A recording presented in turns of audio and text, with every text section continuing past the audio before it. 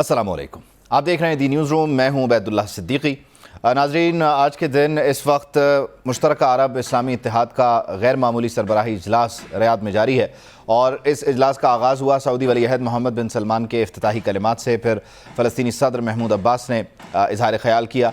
इसके अलावा तुर्किया के सदर और फिर जो अमीर कतर हैं और फिर ईरानी सदर हैं, उन्होंने भी इजहार ख्याल किया। उर्दन के शाह अब्दुल्ला ने भी बात की और इसके अलावा इंडोनेशियन हुकाम ने भी बात की है। सबका कंसेंसस ये है, सब दुनिया को ये पैगाम दे रहे हैं कि जंग बंदी हो और आर्जी ना हो, बल्कि मुस्तकिल जंग बंदी हो। फ़लस्तीन में जारी जो जुल्म व सितम की दास्तान है उसकी सब ने मजम्मत की है। पाकिस्तानी निगरान वज़ीर आज़म अनवारुल हक काकड़ भी इस वक्त रियाद में मौजूद हैं। वहाँ क्या एक्टिविटीज़ हैं और पाकिस्तान का जो मौक़िफ़ है, मुक़दमा है फ़लस्तीनियों का, वो किस तरह से हम पेश करने जा रहे हैं, इसको ज़रा हम इन डिटेल जानने और समझने की कोशिश करेंगे। तीसरा हाईलाइटेड इशू इस वक्त आप अपनी टेलीविजन स्क्रीन पर देखने जा रहे हैं। वर्ल्ड कप 2023 का अहम मैच, इंतहाई अहम मैच, पाकिस्तान और इस वक्त इंग्लैंड मद्दे मुकाबिल हैं और इंग्लैंड ने पहले खेलते हुए 337 स्कोर किया है, 337 रन स्कोर किए 9 खिलाड़ियों के नुकसान पे। 338 का 338 रन का टारगेट हमारे सामने है और इस वक्त बाबर और फ़खर मौजूद हैं और पहली विकेट 0 पर ही गिर गई 0.2 ओवर्स में, यानी पहले ओवर के दूसरी गेंद पर अब्दुल्ला शफीक बगैर कोई रन बनाए पवेलियन चले गए। तो यहाँ हालत पतली है और इंतहाई नाजुक सूरत हाल है। इसको भी हम देखेंगे समझें, क्योंकि जो भी टारगेट है इसे हमने 6 ओवर्स में पूरा करना है। तो इस तरह जिस तरह ये जारी है इस तरह ये जारी तो नहीं रह सकता, इस तरह तो फिर ये कुछ और ही हो गया। खैर आगे बढ़ते हैं। जैसे हमने जिक्र किया, अरब इत्तेहाद का इजलास और इस्लामी तावन तंजीम का इजलास इस वक्त जारी है। तमाम मुस्लिम ममालिक इसराइली जारियत के खिलाफ मुत्तहिद हैं। गज़ा की सूरत हाल पर OIC और अरब लीग का मुश्तरका इजलास हो रहा है, सरबराही इजलास है ये। सऊदी वली अहद मोहम्मद बिन सलमान ने इफ्तिताही कलिमात में कहा कि हम गज़ा में जंग को मुस्तरद करते हैं, गज़ा का मुहासरा ख़त्म और इंसानी इमदाद की इजाज़त दी जाए। फ़लस्तीनी सदर महमूद अब्बास ने कहा कि इसराइल फ़लस्तीन की नस्ल कुशी कर रहा है। इजलास में शरीक तमाम सरबराहान मुमलिकत अपनी ज़िम्मेदारी समझें, हम इस जंग में फ़तह हासिल होगी, इसराइल को अपने जंगी जराइम का हिसाब देना होगा। कतरी अमीर शेख तमीम बिन हमद अल-थानी ने कहा कि जो कुछ गज़ा में हो रहा है उसकी कोई मिसाल नहीं मिलती है। तो गज़ा की सूरत हाल पर यह इजलास है, गैर मामूली इजलास है। अरब लीग और इस्लामी तावन तंजीम का सरबराही इजलास, जिसमें निगरान वज़ीर आज़म अनवारुल हक काकड़ भी मौजूद हैं और दुनिया भर के जो मुस्लिम ममालिक के सरबराहान हैं वो यहाँ पर मौजूद हैं। सब इस बर्बरियत की मजम्मत करते नज़र आ रहे हैं। गज़ा पर इसराइली बमबारी पर पूरी दुनिया की खामोशी को शर्मनाक करार दिया है तुर्किया के सदर रजब तैयब एर्दोगान ने। इस इजलास से खिताब में उन्होंने कहा कि गज़ा में आर्जी नहीं बल्कि मुस्तकिल जंग बंदी की जाए। बच्चों को गोद में उठाकर जाने वाली माओ को मारा जा रहा है। ईरानी सदर इब्राहिम रईसी ने कहा कि गज़ा के लोग आलम इस्लाम के हीरो हैं, आलम इस्लाम इत्तेहाद का मुजाहरा करे। खित्ते की तारीख़ में यह फैसला कुन वक्त है, फ़लस्तीनी आवाम को हमारी हम मदद और सपोर्ट की ज़रूरत है। ईरानी सदर इब्राहिम रईसी ने कहा कि इसराइल मौजूदा दौर का फ़िरौन साबित हो रहा है। इसराइल खित्ते के अलावा पूरी दुनिया के लिए भी ख़तरा है। इसराइल फ़लस्तीनियों की बदतरीन नस्ल कुशी कर रहा है। पूरी उम्मत मुस्लिमा को फ़लस्तीन के साथ यकजान होकर खड़ा होना होगा। मस्जिद अक्सा का तहफ़्फ़ुज़ यकीनी बनाना होगा। अक़वाम आलम को इसराइल की सियाहकारियों को रोकना चाहिए। इसराइल के मज़ालिम पर दुनिया की खामोशी को ईरानी सदर ने भी शर्मनाक करार दिया, जबकि इस इजलास से उर्दन के शाह अब्दुल्ला और इंडोनेशिया के सदर ने भी खिताब किया, जबकि निगरान वज़ीर आज़म अनवारुल हक काकड़ भी यहाँ पर पाकिस्तान का मौक़िफ़ बयान करेंगे और पाकिस्तान किस तरह से इस इसराइली बर्बरियत की मजम्मत कर रहा है, या पाकिस्तान के पास क्या पॉइंटर्स हैं, क्या प्लान है कि वो इसराइल पर दबाव डाले। इन तमाम ममालिक के ज़रिए यही कोशिश की जा रही है बेसिकली इस OIC हंगामी इजलास का या गैर मामूली इजलास का, सरबराहान का जो इजलास है, अरब लीग का जो इजलास है कम्बाइन, इसकी कोशिश यही है कि किसी तरह से इसराइल को कॉर्नर किया जाए और ख़ास तौर पर उसका एक ही रास्ता है, तजारती जो मौक़े हैं उनको महदूद किया जाए और उसमें कई अरब ममालिक माजरत के साथ उसके शराकत दार हैं तो वो अपना किरदार अदा कर सकते हैं। जो इसराइली मार्केट है उसको मैनिपुलेट करके या उसको नुकसान पहुंचा के इसराइल को घुटनों पर लाया जा सकता है और फिर जो जंग बंदी की शराइत हैं उन पर अमल दरामद हो सकता है। ये बेसिकली एक प्लान है। सो लेट्स सी इस सिलसिले में जो तेल के मामलात हैं, क्योंकि अरब ममालिक तेल के बड़े प्रोड्यूसर्स हैं, तेल के बड़े सप्लायर्स हैं, वो किस तरह से इसमें अपना किरदार अदा करते हैं या वो करना भी चाहते हैं या नहीं करना चाहते। ये सिर्फ बयानात हैं या मजम्मती मामलात हैं, क्योंकि इससे बिज़नेस उनका भी फिर एट लार्ज डिस्टर्ब तो होता है। तो फैक्चुअली दुनिया ने कारोबार भी करना है, इन ममालिक ने اس دنیا میں رہنا بھی ہے, چلنا بھی ہے اور اپنی معیشت کو بھی لے کر چلنا ہے, لیکن ساتھ ہی ساتھ جو اس طرح کے فورمز ہیں اس پر بات چیت بھی ہونی ہے. تو یہ forum at the end of the day جب کنکلوڈ ہوگا, اس کا اعلامیہ آئے گا تو کیا ہوگا, وہ اس پر سب کی نظریں ہیں. خاص طور پر جو ویسٹرن بلاک ہے, جو مغربی ممالک ہیں, ان کی بھی توجہ حاصل رہے گی اس غیر معمولی اجلاس کو جہاں پر سربراہان موجود ہیں. یعنی آپ یہ دیکھیے, اس سے اندازہ لگائیے کہ اس وقت معاملات کس حد تک سنگین ہیں کہ ایرانی صدر پہلی بار سعودی عرب کا دورہ کر رہے ہیں. تقریباً 7 سال کے جو ایک معاملات تھے, خرابی تھی تعلقات کی, اس کے بعد تعلقات بحال ہوئے اور اب ایرانی صدر خود یہاں پر موجود ہیں. ابراہیم رئیسی آج ہی ریاض پہنچے ہیں, ان کو ریسیو کیا گیا اور پھر آج کے اس ہنگامی اجلاس میں انہوں نے بھی اظہار خیال کیا. انہوں نے کہا کہ ہم سب کی ڈیوٹی ہے کہ ہم فلسطین میں موجود جو ہمارے ہیروز ہیں, جو امت مسلمہ کے ہیروز ہیں, ان کے ساتھ کھڑے ہوں, یکجان ہوں, اور مسجد اقصیٰ کے تحفظ کے لیے ہمیں میدان میں آنا ہوگا, کیونکہ یہ معاملہ صرف اور صرف فلسطینیوں کا نہیں ہے, یہ خطے بھر کا ہے اور پھر یہ پوری دنیا میں بسنے والے مسلمانوں کا معاملہ ہے. ہمیں ہر صورت ایک آواز ہو کر اس سارے معاملے کے لیے کوشش کرنا ہوگی. یہی کچھ ترکیہ کے صدر رجب طیب اردوان نے بھی کہا. ان کی جانب سے پہلے تو دنیا بھر میں جو ایک خاموشی ہے, ایک سناٹا ہے, اس پر تشویش کا اظہار کیا گیا اور انہوں نے کہا کہ شرمناک خاموشی ہے. جب فرانس میں کچھ لوگوں کو نقصان پہنچا تو پوری دنیا جو ہے, مغربی دنیا, وہ متحد ہو گئی تھی, لیکن فلسطین میں مائیں مر رہی ہیں. وہ مائیں جو اپنے بچوں کو گود میں اٹھائے محفوظ پناہ گاہوں کی طرف, محفوظ ٹھکانوں کی طرف سفر کرتی ہیں, ان پر بم برسائے جا رہے ہیں, لیکن مغربی دنیا جو ہے وہ خاموش ہے. اور یہ جو منافقانہ طرز عمل ہے, یہ اس دنیا کے لیے خطرناک ہے. سب لوگ جنگ بندی کا بھی مطالبہ کر رہے ہیں, لیکن یہ کہیں نہ کہیں کاروباری شراکت دار بھی ہیں, ان کے کہیں نہ کہیں معاملات اسرائیل کے ساتھ بھی ہیں. At the end of the day جب یہ سیشن کنکلوڈ ہوگا, اس کا اعلامیہ آئے گا, تو ہمیں کیا ایکسپیکٹ کرنا چاہیے؟ کوئی بہت زیادہ ہائی ہوپس رکھیں یا سمجھیں کہ ایک روایتی سا معاملہ ہوگا؟ نہیں دیکھیں, اس میں ہائی ہوپ رکھنا میں سمجھتا ہوں کہ زیادہ بہتر نہیں رہے گا, اس لیے کہ اگر ہم پرانی مثالوں کو لے لیں, جب تل ابیب سے دارالخلافہ اسرائیل نے اپنا منتقل کیا اقوام متحدہ کی ریزولوشن, سیکورٹی کونسل کی ریزولوشن کی خلاف ورزی کرتے ہوئے, اقوام متحدہ کے چارٹر کی خلاف ورزی کرتے ہوئے, جنیوا کنونشن آرٹیکل 49 کی خلاف ورزی کرتے ہوئے, اور مسلمانوں کے دل کو درد پہنچایا انہوں نے کہ وہ دارالخلافہ ڈسپیوٹڈ ایریا میں شفٹ گئے یروشلم میں. تو ایسی ایک ایکسٹراڈنری سیشن بلایا گیا ترکی میں, وہاں بھی بڑی مضبوط قسم کی ریزولوشن پاس ہوئے, لیکن اب تک اس پہ نہ عمل درآمد ہوا او آئی سی کے ریزولوشن پر, اور نہ ہی او آئی سی نے اس کو فالو کیا. اس مرتبہ امید اس لیے لگائی جا سکتی ہے کہ ان کی اپنی آبادیوں میں ایک ہلچل مچی ہوئی ہے, تمام حکمرانوں کی آبادیوں میں جو 57 ممالک کے حکمران ہیں. اس کے علاوہ دنیا میں باقی علاقوں میں بھی جو جن طاقتور ملکوں کے, فرانس, جرمنی, یو کے, یو ایس, وہاں بھی ہلچل مچی ہوئی ہے. لوگ سڑکوں پر نکل رہے ہیں, ایون یہودی سڑکوں پر نکل رہے ہیں, کیونکہ صہیونی حکومت جو ہے ان کے مطمع نظر اور ان کا ارادے ان کے یہی ہے جو انہوں نے وہاں فلسطین کے مٹی کا ڈھیر بنا دیا ہے. اور لیکن جو یہودی ہیں وہ کہہ رہے ہیں کہ ہمارے نام پر ان کو قتل نہ کرو فلسطینیوں کو. تو ان تمام چیزوں کو ذہن میں رکھیں. نہیں تو اس میں ایک مسئلہ ہے, جس طرح سے آپ کہہ رہے ہیں کہ ہائی ہوپس نہ رکھیں, تو جمیل خان صاحب اس میں پھر معاملہ یہ ہے کہ جس طرح سے پوری دنیا الائن ہو رہی تھی اور چلی جا رہی تھی ٹورڈز اسرائیل اور اس کو تسلیم کر رہی تھی اور کاروباری شراکت داری قائم کر رہی تھی, تو پھر ایک ایکٹ آف فرسٹریشن 7 اکتوبر کو ہمیں دیکھنے کو ملا. اب جب یہ سارے ممالک, جیسے ایران کا اسٹانس بڑا کلیئر ہے اس سلسلے میں, لبنان کا اسٹانس اس سلسلے میں بڑا کلیئر ہے, تو جب یہ ساری کوششیں ناکام ہو جائیں گی مشترکہ, تو پھر وہی پھر جو خطرات اور خدشات جن کا آپ جیسے لوگ اظہار کر رہے ہیں کہ پھر یہ جنگ عرب کے پورے خطے میں داخل ہو جائے گی اور معاملہ پھر بڑا سنگین ہو جائے گا. اس کو روکنا ہے اس سے پہلے.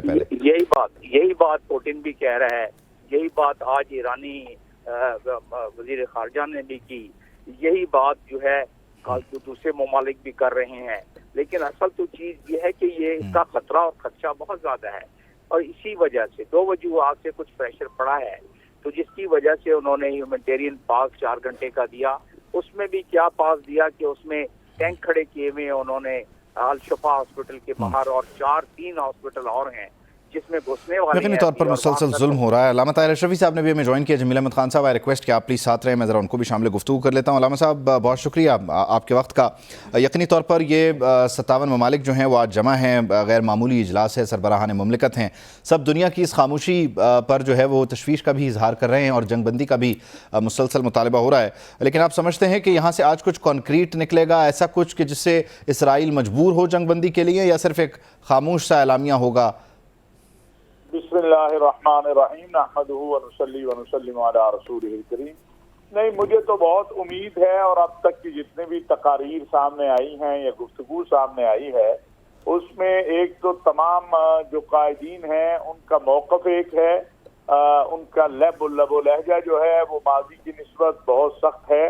اور تیسری بات یہ ہے کہ سعودی عرب جو ہے, جو کہ اس وقت OIC کا سربراہ بھی ہے, وہ جس انداز سے روز اول سے اس حوالے سے اپنا موقف بہت دو ٹوک رکھے ہوئے ہے, تو ہمیں امید ہے کہ آج رات انشاءاللہ تعالی جب اب سے چند گھنٹے بعد مشترکہ اعلامیہ ہمارے سامنے آئے گا تو اس میں بہت سی چیزیں ماضی کی نسبت بہتر بھی ہوں گی.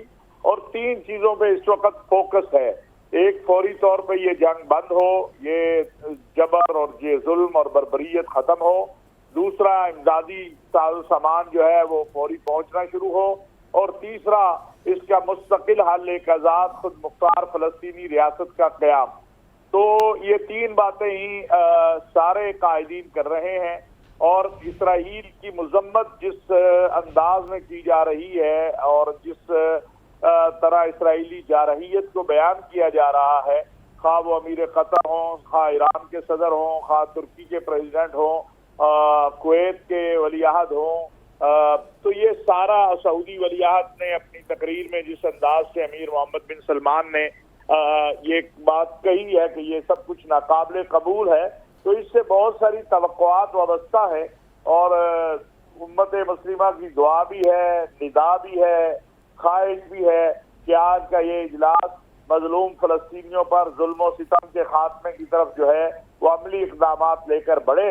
اور اگر آج ایک کنکریٹ بات سامنے آتی ہے تو امید ہے کہ انشاءاللہ یہ جو ظلم و جبر اور بربریت کا سلسلہ ہے اس کے خاتمے میں آج کے اجلاس سے بنیاد رکھی جائے گی اور اس کے خاتمے سے مدد ملے گی. ایک بات اور جو بڑی کیٹیگریکلی سب نے کہہ دی ہے, جو کل اسرائیلی پریزیڈنٹ کی طرف سے آئی تھی اور ان کے کچھ لوگوں کی طرف سے کہ غزہ پہ قبضے کی, اس حوالے سے ہم دیکھ رہے ہیں کہ کوئی بات سننے کو تیار نہیں ہے. اور یہ بات بڑی کلیئر ہے کہ غزہ کے معاملے کے اوپر آج مسترد کر دیا ان سب چیزوں کو اور جو اسرائیل کی طرف سے کہی جا رہی تھی. اور آپ دیکھیں کہ بعض رؤساء نے غزہ کے تمام معاملے کے اوپر جس طرح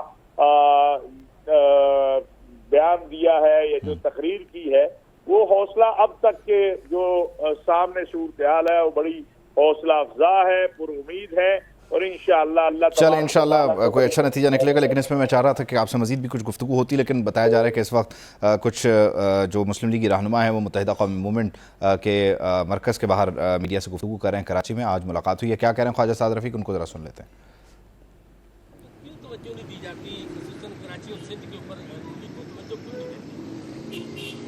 میں آپ کے سوال سے جو آپ کا حق کرنے کا مکمل اتفاق نہیں کرتا. آپ جانتے ہیں کہ کراچی میں امن لانے کا جو سہرا ہے وہ نواز شریف صاحب کی لیڈرشپ کے سہرا ہے, اور سب سے بڑا مسئلہ جو کراچی میں ایک آسیب مسلط تھا وہ تھا. تو ہماری پارٹی نے اور ہماری لیڈرشپ نے کراچی کو امن دینے کے لیے رول پلے کیا. یہاں جو آپ کے منصوبے ہیں وہ میٹرو بس کا منصوبہ ہو یا K4 کا منصوبہ ہو یا دوسرے منصوبے ہوں, اس میں بھی ہم نے اپنی بساط کے مطابق جب فیڈرل گورنمنٹ میں تھے سپورٹ کیا. لیکن آپ جانتے ہیں کہ 18ویں ترمیم کے بعد زیادہ اختیارات صوبوں کو منتقل ہو چکے ہیں, تو اس لیے وفاق ایک حد تک اپنا کردار ادا کر سکتا ہے انشاءاللہ تعالیٰ.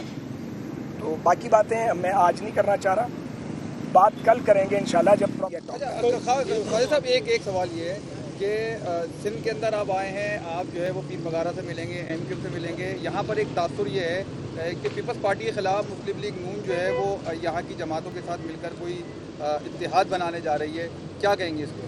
ہم کسی کے خلاف اتحاد بنانے نہیں جا رہے. 8 فروری کو عام انتخابات کا اعلان ہو چکا ہے.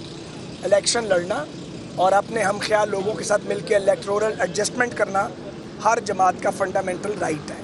تو ہم اپنے اس قانونی، اخلاقی اور جمہوری اور سیاسی حق کو ضرور استعمال کریں گے اور پوری سنجیدگی کے ساتھ. بہت شکریہ. ایاز بھائی بات کریں. ایاز بھائی اصل میں تفصیلی بات ہم کل کرنا چاہتے ہیں. نواز شریف کی واپسی کے بعد پیپلز پارٹی کی جو توپوں کا رخ ہے وہ میاں نواز شریف کی طرف ہو گیا. ان کو لاڈلا بھی کہا جا رہا ہے. ان کو تشتری میں جو ہے اقتدار دینے کی بھی باتیں کی جا رہی ہے. اور ان کو کہا کہ جو ریڈ کارپٹ بچھایا گیا منار پاکستان پر وہ بھی کیوں بچھایا گیا. کل تو خورشید شاہ نے مولا جٹ کی کہہ دیا میاں نواز شریف کو. آپ بتائیں، آپ سینئر رہنما، یہ کیا چکر کیا ہے آپ لوگوں کا؟ بسم اللہ الرحمن الرحیم. جی ریلیٹڈ سوال ہے. مسلسل بلاول بھٹو کہہ رہا ہے کہ لاہور سے اس بار وزیر اعظم نہیں ہوگا. کیوں یہ بار بار بلاول اس بات پہ زور دے رہا ہے کہ لاہور سے اس بار وزیر اعظم نہیں ہوگا؟ دیکھیں، ایک چیز تو آپ نے خود ہی کہہ دی کہ پیپلز پارٹی والے دوست ہمارا ان سے تعلق ہے.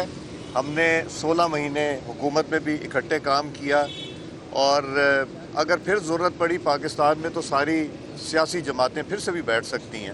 مگر ایک چیز ہے کہ جب ہم الیکشن کیمپین میں جاتے ہیں اور یہ ذکر ہوتا ہے کہ مسلم لیگ نون حکومت بنا رہی ہے، تو یہ تو پیپلز پارٹی کے جو کینڈیڈیٹس ہیں وہ ڈی مورلائز ہو رہے ہیں.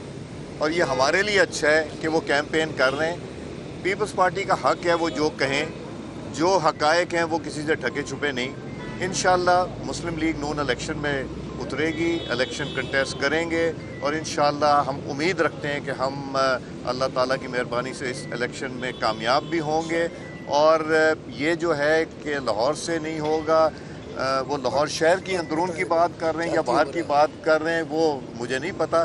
یہ تو اللہ تعالیٰ کو پتہ ہے کہ کہاں سے ہوگا. انشاءاللہ ہمارا اگر بس چلا تو نواز شریف صاحب بھی ہوں گے. ان کو چاہے آپ لاہور سے گن لیں یا جاتی عمرہ سے گن لیں.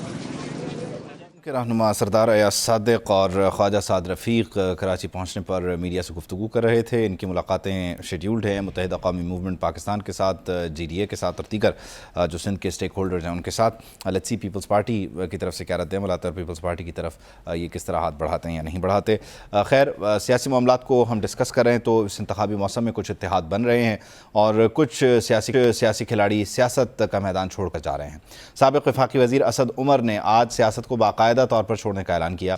پاکستان تحریک انصاف کی بنیادی رکنیت سے استعفیٰ دیتے ہوئے اپنے ٹویٹ میں لکھا کہ ریاستی اداروں کے ساتھ تصادم کی پالیسی سے متفق نہیں ہوں. ریاستی اداروں کے ساتھ ٹکراؤ ملک کے مفاد میں نہیں ہے. اس سے پہلے انہوں نے پارٹی عہدے سے استعفیٰ دیا تھا. ان کی بنیادی رکنیت موجود تھی. انہوں نے کہا تھا کہ وہ ایک کارکن کی حیثیت سے اب تک کام جاری رکھیں گے، لیکن آج انہوں نے سیاست کو بھی خیر بات کہہ دیا ہے. جبکہ دوسری طرف شیخ رشید احمد کی مشکلات ایک ایک کر کے کم ہو رہی ہیں. 9 مئی واقعات کے کیس میں سابق وزیر داخلہ کی ضمانت منظور ہوئی ہے. سیشن کورٹ اسلام آباد نے 25 نومبر تک انہیں گرفتار کرنے سے روک دیا ہے. شیخ رشید احمد نے عدالت کے باہر میڈیا سے گفتگو کرتے ہوئے کہا کہ کوئی قوم اداروں کے بغیر زندہ نہیں رہ سکتی. میری درخواست ہے بے گناہ لوگوں کو چھوڑ دیا جائے. تو سابق وزیر داخلہ شیخ رشید احمد نے بے گناہوں کو چھوڑنے کا مطالبہ کیا اور عدالت سے انہیں ریلیف بھی مل رہا ہے. 9 مئی کے واقعات میں آج کے دن کی ایک افسوسناک خبر یہ تھی کہ خیبر پختونخوا کے نگران وزیر اعلیٰ اعظم خان انتقال کر گئے اور پھر چارسدہ میں ان کی نماز جنازہ ادا ہوئی. نماز جنازہ میں وزیر اعلیٰ پنجاب کے پی کے سابق نگران وزراء سمیت سیاسی اور سماجی شخصیات کی بڑی تعداد نے اس میں شرکت کی. خیبر پختونخوا حکومت نے 3 روزہ سوگ کا اعلان کیا ہے. قومی پرچم سرنگوں رہے گا. نگران وزیر اطلاعات مرتضیٰ سولنگی یہ کہتے ہیں کہ نئے وزیر اعلیٰ خیبر پختونخوا کا تقرر جلد ہو جائے گا. کسی قسم کی قیاس آرائیوں کی کوئی گنجائش نہیں ہے. جنوری میں اس عہدے کا حلف اٹھانے والے اعظم خان پشاور میں طبیعت خراب ہونے پر ہسپتال لائے گئے اور پھر وہ جانبر نہ ہو سکے. خالق حقیقی سے جا ملے. آبائی علاقے چارسدہ میں ان کی نماز جنازہ ادا کر دی گئی. اعظم خان نے 21 جنوری کو ٹو بی ایگزیکٹ 2023 21 جنوری کو نگران وزیر اعلیٰ خیبر پختونخوا کا حلف اٹھایا. सितंबर 1990 से जुलाई 1993 तक वो चीफ सेक्रेटरी खैबर पख्तूनख्वा के फ़राइज़ सर अंजाम देते रहे। 24 अक्टूबर 2007 से 1 अप्रैल 2008 तक वो वज़ीर ख़जाना खैबर पख्तूनख्वा भी रहे और फिर इसके अलावा 1997 से 1997 से 6 जून 2007 तक UNDP के एडवाइज़र भी रहे हैं, जबकि 2018 का जो निगरान सेटअप था वफाक में, उसमें वज़ीर दाखिला के तौर पर भी काम कर चुके हैं और अब हालिया दिनों में वो खैबर पख्तूनख्वा में बतौर निगरान वज़ीर आला अपने काम जो है वो अंजाम दे रहे थे, लेकिन इस दौरान उनका इंतकाल भी हो गया। अब एक नया सेटअप जो है वहाँ पर टेक ओवर करेगा। इंतखाबी ड्यूटी के लिए अलबत्ता सरकारी अफसरान के सर्विस रिकॉर्ड की छानबीन होगी। इलेक्शन कमीशन ने यह वाज़ेह कर दिया। इलेक्शन कमीशन ने अच्छी शोहरत के हामिल अफसरान की ही खिदमत देने का फैसला किया है। डिस्ट्रिक्ट रिटर्निंग और रिटर्निंग अफसरान की तैनाती के लिए रूल्स तब्दील कर दिए गए हैं। इंतज़ामी अफसरान की फहरिस्त के साथ साथ सर्विस रिकॉर्ड भी भेजना लाजमी करार दिया गया है। 18 या ज़ायद ग्रेड के अफसर को डिस्ट्रिक्ट रिटर्निंग अफसर तैनात किया जाएगा। रिटर्निंग अफसर की तैनाती के लिए मुलाजिम का कम अज़ कम 17 ग्रेड होना लाजिम करार दिया गया है। जिन अफसरान की रिटायरमेंट में 6 माह से भी कम वक्त होगा उन्हें तैनात नहीं किया जाएगा। तो इस सिलसिले में इलेक्शन कमीशन ऑफ पाकिस्तान की तैयारियां, रूल्स में तरमीम और रिटर्निंग अफसरान की जो तैनाती है, इससे मुताल्लिक़ मामला जो हैं वो सेट किए जा रहे हैं और साथ साथ सर्विस रिकॉर्ड मांगा जा रहा है ताकि पता चले कौन सा जो अफसर है वो किस शोहरत का हामिल है। रहनुमा मुस्लिम लीग नून अता तारड़ ने वज़ीराबाद में मीडिया से गुफ्तगू की। उन्होंने कहा कि आम इंतखाबात 8 फरवरी को ही होते नज़र आ रहे हैं। इलेक्शन में दीगर जमातों से इत्तेहाद की बातें क़ब्ल अज़ वक्त करार दी। उन्होंने कहा कि फ़ैसला क़यादत करेगी। लीगी क़यादत बलूचिस्तान में मुशावरत के लिए जा रही है और कुछ प्लान नहीं। और आप देखें कि फवाद चौधरी, अल्लाह ताला से डरना चाहिए, बड़ा बोल नहीं बोलना चाहिए। जब मेरी गिरफ़्तारी अमल में आई तो फवाद चौधरी ने कहा कि ऑर्डर तो 3 महीने के किए हैं डिटेंशन के MPO के तहत, मगर हम इसको 3 साल बाहर नहीं आने देंगे। आज मैं यहाँ पे अदालत की सीढ़ियों पे खड़ा हूँ बरी होकर, और वो शख्स जिसने स्टेटमेंट दी थी कि अता तारड़ 3 साल जेल रहेगा, वो आज कैद है। 2021 जुलाई में कश्मीर इलेक्शन के दौरान थाना अलीपुर चट्ठा में मुझ पर और मेरे साथियों पर, अंसर संधू साहब पर, राना वकास साहब पर जो थाने पे हमला करने का झूठा मुकदमा फवाद चौधरी और शेख रशीद की ईमा पर दर्ज किया गया था, अल्लाह ताला ने आज हमें उसमें सुरखरू किया है। हम बाइज़्ज़त बरी हुए हैं। सरदार मनसब डोगर, अहमद रज़ा मानेका, पीर निज़ामुद्दीन सयालवी समेत दीगर शख्सियात ने मुस्लिम लीग नून में शमूलियत का ऐलान किया है। मीडिया से गुफ्तगू में राना सनाउल्लाह ने कहा कि फितने की नाकामी मुल्क को बहुत महंगी पड़ी। पाकिस्तान तरक्की की जानिब गामजन था जिसे रोक दिया गया। खुशहाली के सफ़र को रोक कर एक प्रोजेक्ट लॉन्च किया गया जो नाकाम हुआ। सरदार मनसब डोगर तशरीफ़ फरमा है और अहमद रज़ा मानेका साहब भी, दोनों मिल के इंशाअल्लाह ताला ज़िला पाकपतन और ज़िला साहिवाल जो है, साहिवाल डिवीज़न जो है, वहाँ पे पार्टी को मजबूत करेंगे। वहाँ पे हमारे बहुत प्यारे साथी थे राना ज़हाद साहब, MNA, अल्लाह उनको गरीक रहमत करे। कारकर्दगी जो है वो ठीक नहीं रही, तो वो जी PTI जो है वो जीत गई। PTI कहाँ जीती? उस कारकर्दगी में जो मामला थे उसमें हमें पूरी तरह से जो है वो इदराक उस वक्त ही हो गया था और हम अब उस मामले को पूरी तरह से जो है वो उसको कवर कर रहे हैं। इंसदाद दहशतगर्दी अदालत लाहौर में इश्तियाल अंगेज़ बयान का मुकदमा। अदालत ने मरियम औरंगज़ेब और मियाँ जावेद लतीफ़ की हाज़िरी माफ़ी की दरख्वास्त मुस्तरद कर दी। ज़मानती मचलके भी मंजूर नहीं किए गए। ड्यूटी जज अरशद जावेद ने केस की समाअत 25 नवंबर तक के लिए मुलतवी की। उधर वज़ीराबाद की मकामी अदालत ने थाना अलीपुर चट्ठा हमला केस में अता तारड़ को बाइज़्ज़त बरी किया। हम वापस आएंगे ब्रेक के बाद।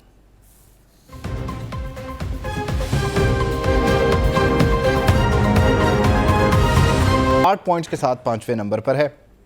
इंग्लैंड की टीम 4 पॉइंट्स के साथ 7वें नंबर पर मौजूद है। दोनों टीमें अब तक 51 एक रोज़ा इंटरनेशनल मैचेस खेल चुकी हैं। इंग्लैंड ने 56, पाकिस्तान ने 32 मैच जीते हैं। 3 मैच बेनतीजा भी रहे हैं। वर्ल्ड कप में दोनों टीम्स के दरमियान 10 बार आमना सामना हुआ है। पाकिस्तान ने 5 और इंग्लैंड ने 4 मैच जीते, जबकि 1 मैच बेनतीजा ख़त्म हुआ और आज ये 5-5 हो जाएगा। खैर कोई मसले वाली बात नहीं है, कोई सरप्राइज़ वाली बात नहीं है।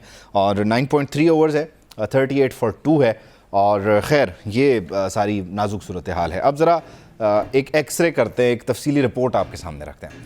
آئی سی سی کرکٹ ورلڈ کپ میں پاکستان نے اب تک 8 میچ کھیلے ہیں, کیونکہ 9واں میچ ابھی جاری ہے تو اس پہ ہم بات نہیں کر رہے. پاکستان نے 4 میچ جیتے, 4 میں شکست ہوئی. بھارت, آسٹریلیا, افغانستان اور ساؤتھ افریقہ سے ہم میچ ہارے ہیں. جیتے ہم کہاں ہیں؟ نیدرلینڈز, سری لنکا, اور باقی ہم اگر وارم اپ میچز میں بھی چلے جائیں تو پھر ہم نیپال, بنگلہ دیش سے بھی خیر ہم جیتے ہیں. تو یہ ہماری مجموعی طور پر کارکردگی ہے. اب ذرا آ جائیں اس ایکس رے پر جس میں میرا بڑا انٹرسٹ ہے. یہ ہمارے اوپنر ہیں عبداللہ شفیق صاحب. ان کی کارکردگی سے شروع کرتے ہیں. انہوں نے ورلڈ کپ میں اب تک 5 میچ کھیلے ہیں. 5 کے ساتھ آپ دیکھ رہے ہیں ان کے رنز جو ہیں وہ ٹوٹل ہیں 268 رنز ان 5 میچز میں.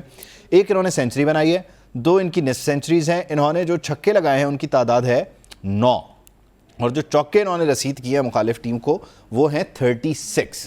اگلے ہمارے جو شاندار اوپنر ہیں 5 میچ انہوں نے بھی کھیلے. ان کے رنز ہیں ان 5 میچز میں ملا کے 92, کوئی سینچری نہیں, کوئی 50 نہیں, چھکا بھی کوئی نہیں. پاور پلے انہوں نے کھیلنا ہوتا ہے, اور 23 چوکے انہوں نے ان 5 میچز میں لگائے ہیں. یہ ہیں دی امام الحق.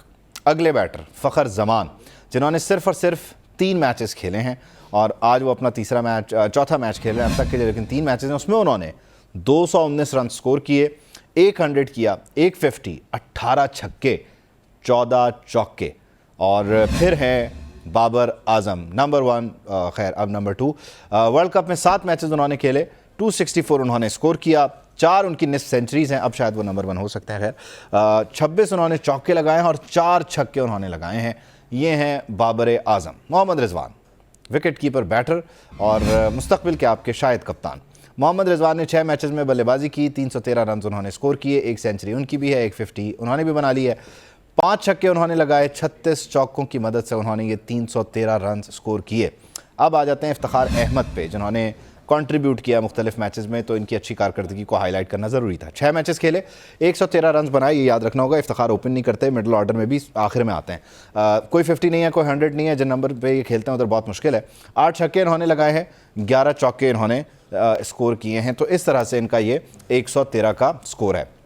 اب آ جائیں جی بالرز پر, کیونکہ ہمارے بالرز کا بھی مقابلہ تھا کہ انہوں نے کتنے رن لیگ کرنے.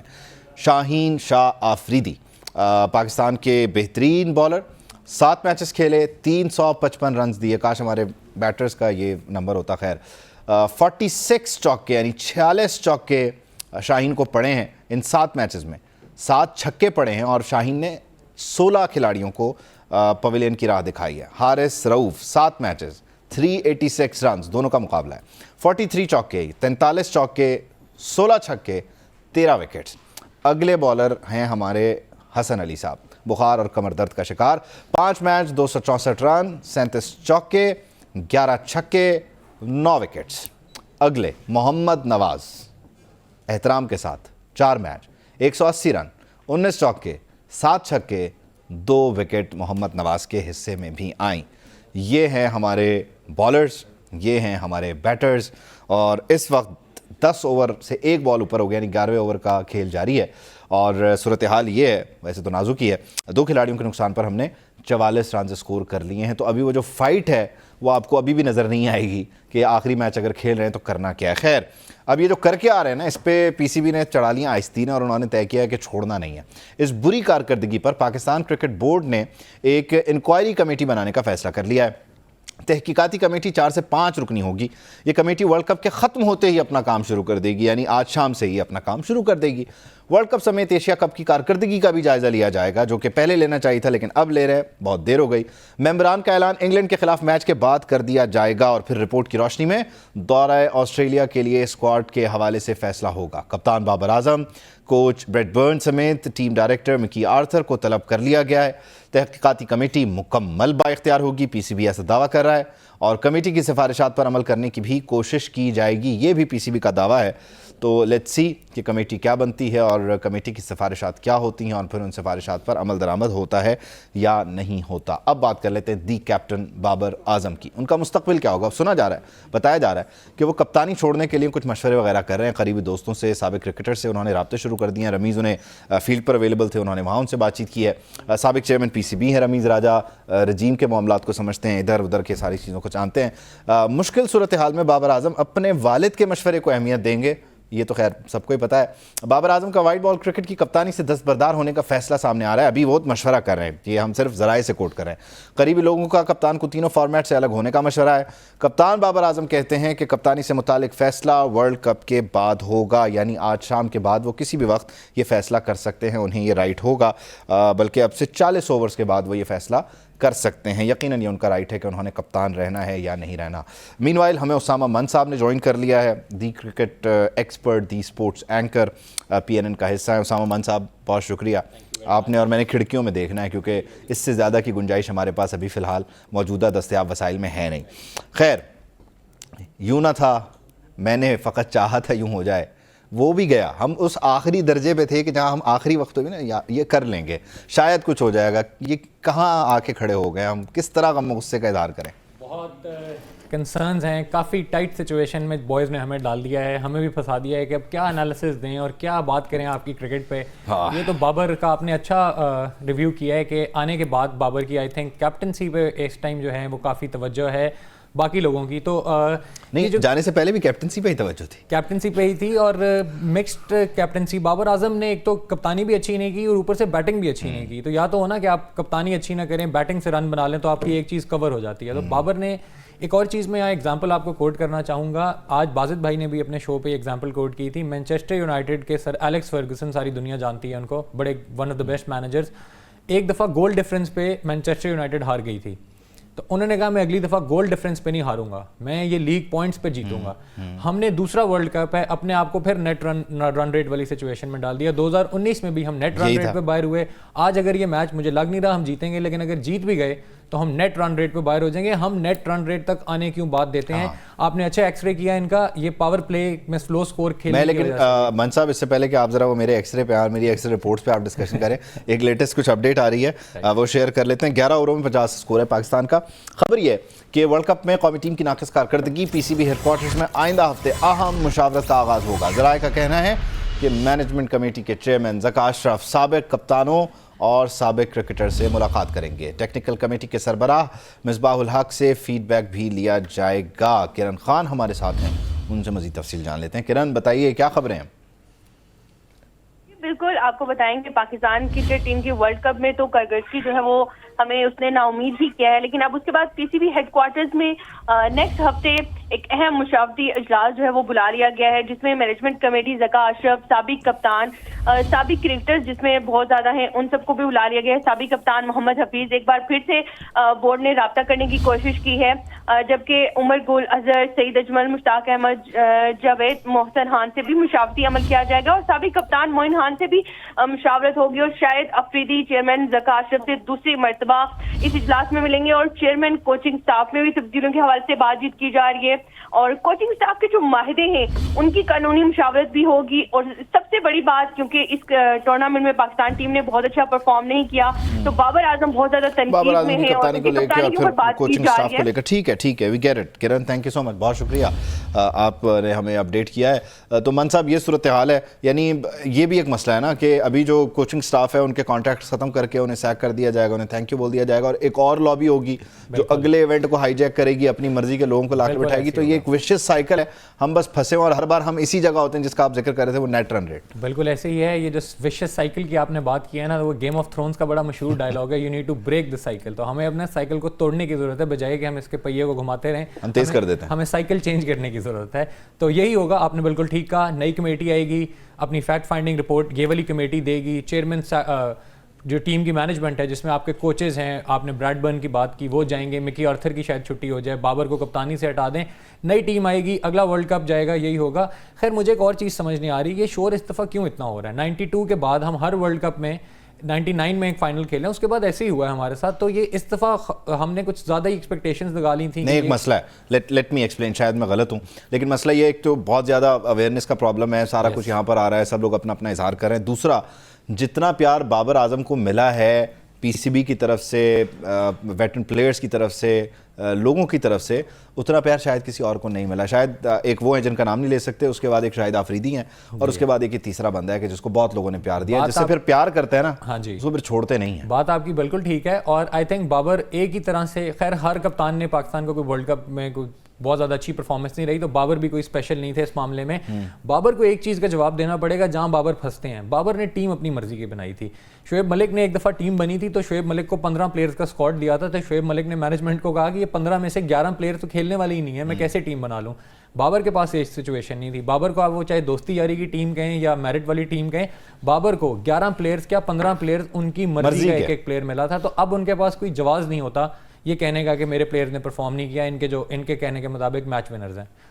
तो ये एक मसला है। मुझे एक मसला इसमें और नज़र आ रहा है ना मजमूई तौर पर। मसला ये है कि जिस तरह से बाबर को पोर्ट्रे किया गया, देखें इसमें एक और प्रॉब्लम भी है। बाबर को पीसीबी ने कहा कि अभी हम इसको सिखा रहे हैं, इसको कोई कुछ ना कहे, फिर वही पीसीबी बाद में प्रेस रिलीजेस तक आ गया मामला को लेके, फिर वो एक सिलेक्शन का स्कैंडल भी आ गया। मसला ये है कि आप गलती, मैं उसको पता नहीं किस तरह से पुट करूँ, हम पहले बनाते हैं, तैयार करते हैं, लोगों को बेचते हैं, लोग जब खरीद लेते हैं प्यार हो जाता है और वो एक्सपेक्टेशंस लगा लेते हैं, तब जब प्रोजेक्ट कोलैप्स करता है तब कमेटी को समझ आता है कि ओहो ये तो काम ख़राब हो गया। और ये मामला सिर्फ पाकिस्तान क्रिकेट बोर्ड में नहीं है, ये गलती हम हर जगह दोहरा रहे हैं। आई बिलीव कि मेरे पास वक्त ख़त्म हो गया है और हमें जो है वो आज के प्रोग्राम को वाइंड अप करना होगा। 12.2 ओवर्स यानी 12.2 ओवर्स इस वक्त हो चुके हैं। 53 for 2 इस टीम ने 338 करना है। अब मुझे लग रहा है पता नहीं क्यों नंबर 1 का गेम चल रहा है इस वक्त ओडीआई में, और एक 50 हो जाएगी, एक 100 हो जाएगा, बाकी तो फिर जाहिर है। तो इस वक्त जो हमारे बॉयज़ खेल रहे हैं, आप समझ जाएं, 2 लोग हैं, एक ने 50 करनी है, एक ने 100 करना है, और अपनी पोजीशन को ज़रा पॉइंट्स टेबल पे अच्छा करना है ताकि कम से कम वो सोशल मीडिया पे वो तस्वीरें लगा सकें कि आखिरी मैच में हम ही थे। कल मिलते हैं, अल्लाह हाफ़िज़, बल्कि परसों मिलते हैं।